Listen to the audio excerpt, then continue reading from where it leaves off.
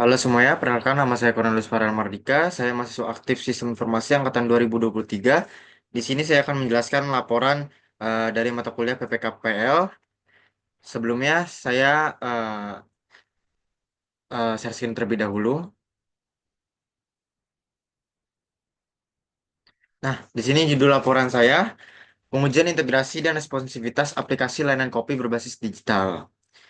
Jadi langsung aja, bab satu kita langsung ke manfaatnya aja. Yang penting. Oke, pertama ada manfaat teoritis. Itu hasil penelitian ini diharapkan dapat memperkaya kajian akademik terkait metode pengujian perangkat lunak, baik dari segi teori maupun implementasi praktis yang dapat diterapkan pada berbagai jenis aplikasi digital. Lalu yang kedua itu manfaat praktis. Memahami pengembangan aplikasi, layanan kopi berbasis digital dalam memahami pentingnya pengujian integrasi dan responsivitas untuk memastikan aplikasi berjalan secara optimal dan dapat diakses oleh berbagai jenis perangkat serta sistem operasi. Dan yang kedua, membantu mengurangi potensi kesalahan sistem atau bug yang dapat berdampak negatif terhadap pengalaman pengguna dan operasional bisnis layanan kopi berbasis digital ini. Lalu yang ketiga, meningkatkan efisiensi dalam proses pengembangan aplikasi dan menerapkan metode pengujian yang lebih terstruktur dan sistematis sehingga dapat menghemat waktu dan biaya dalam perbaikan aplikasi di masa depannya. Lalu ada manfaat bagi pengguna dan bisnis. Pertama itu meningkatkan kenyamanan dan kepuasan pengguna dalam menggunakan aplikasi layanan kopi berbasis digital dan memastikan aplikasi bekerja dengan lancar, cepat, dan tanpa hambatan teknis yang mengganggu. Lalu yang kedua, memberikan keuntungan kompetitif bagi pemilik bisnis kopi yang menggunakan layanan digital dengan memastikan aplikasi mereka memiliki performa yang baik, mudah diakses, dan responsif terhadap kebutuhan pelanggan. Dan yang ketiga itu mendukung inovasi dan transformasi digital dalam industri kopi dengan menghadirkan aplikasi yang andal dan dapat diintegrasikan dengan berbagai sistem pendukung seperti sistem pembayaran digital, layanan pelanggan otomatis, serta fitur pemesanan dan pengiriman yang lebih efisiensi. Lalu bab 2 itu kajian teori. Pertama itu ada pengujian dan penjaminan kualitas perangkat lunak atau QA. QA bertujuan memastikan perangkat lunak bebas dari cacat dan sesuai kebutuhan pengguna. Lalu QA mencakup berbagai teknik pengujian seperti black box testing dan white box testing. Untuk black box testing sendiri itu fokus pada fungsionalitas sistem tanpa melihat kode program.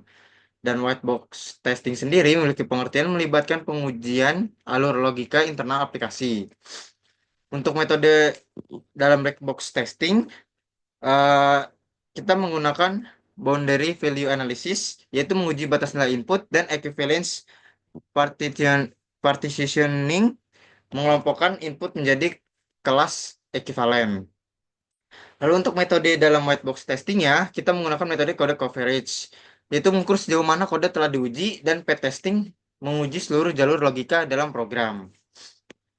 Lalu untuk bab tiganya, identifikasi fitur atau modul-modul. Ini modul yang saya sendiri yang testing.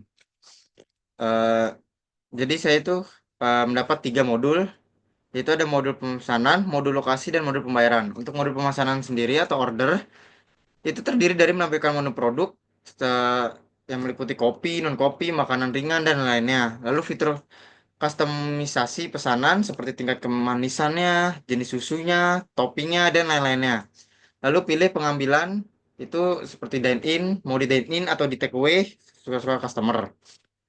Lalu yang kedua itu modul lokasi atau store vendor. Terdiri dari menampilkan lokasi outlet terdekat menggunakan GPS dan fitur filter outlet berdasarkan layanan dine-in dan takeaway. Lalu modul pembayaran mendukung berbagai metode pembayaran seperti kartu debit atau kredit, e-wallet seperti GoPay, OVO, Dana, ShopeePay, dan lain-lainnya. Lalu pembayaran tunai di toko atau bisa juga QRIS atau transfer bank. Seperti itu.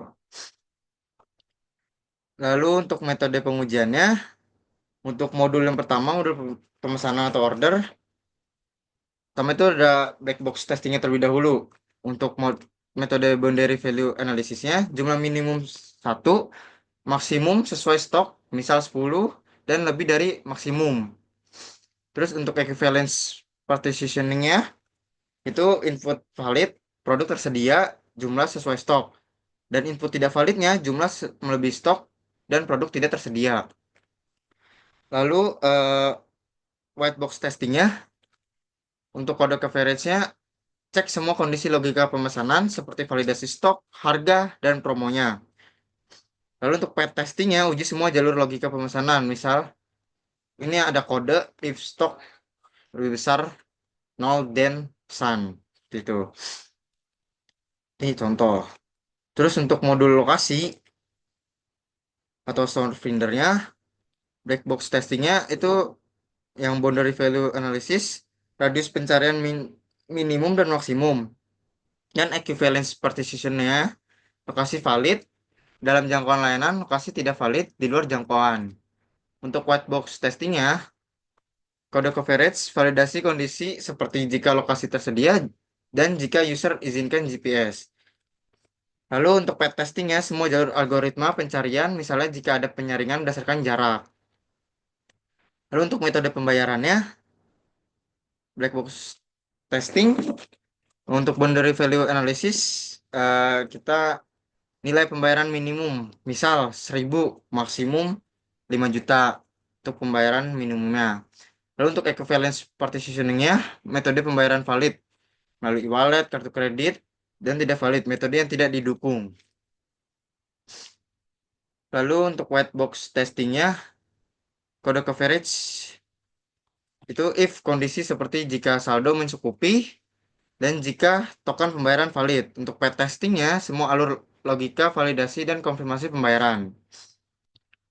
Nah, untuk bab 5-nya, hasil dan pembahasan kita, integrasi antar modul berjalan baik dengan pengecualian ketika metode pembayaran tidak dikenali. Sistem gagal memberi notifikasi error secara jelas. Untuk responsivitas UI cukup baik di smartphone dan tablet.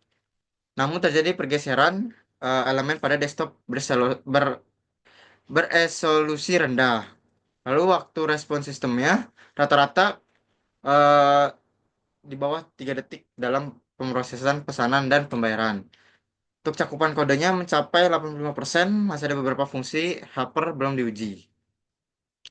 Untuk evaluasinya, pertama ada integrasi sistem. Kelebihannya, integrasi antar modul berjalan cukup baik dengan alur pemesanan hingga pembayaran umumnya lancar. Lalu kekurangannya, saat metode pembayaran tidak dikenali, sistem gagal memberikan notifikasi error yang jelas. Ini bisa membingungkan pengguna dan menghambat transaksi. Lalu untuk rekomendasinya, tambahkan error handler yang menampilkan pesan jelas dan ramah pengguna saat terjadi kegagalan integrasi dan transaksi. Lalu yang kedua itu responsivitas aplikasi. Untuk kelebihannya UI responsif di smartphone dan tablet. Tampilan tetap rapi dan navigasi lancar. Untuk kekurangannya, di desktop beresolusi rendah terdapat pergeseran elemen UI yang bisa mengganggu tampilan. Untuk rekomendasinya, gunakan media query tambahan atau framework responsif seperti Bootstrap atau Tailwind CSS untuk menyempurnakan tampilan lintas resolusi.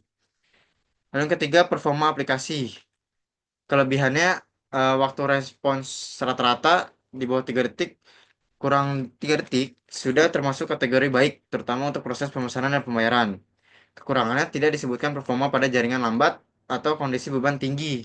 Dan rekomendasinya lakukan stress test atau simulasi jaringan lambat untuk melihat bagaimana aplikasi menangani situasi nyata yang lebih kompleks.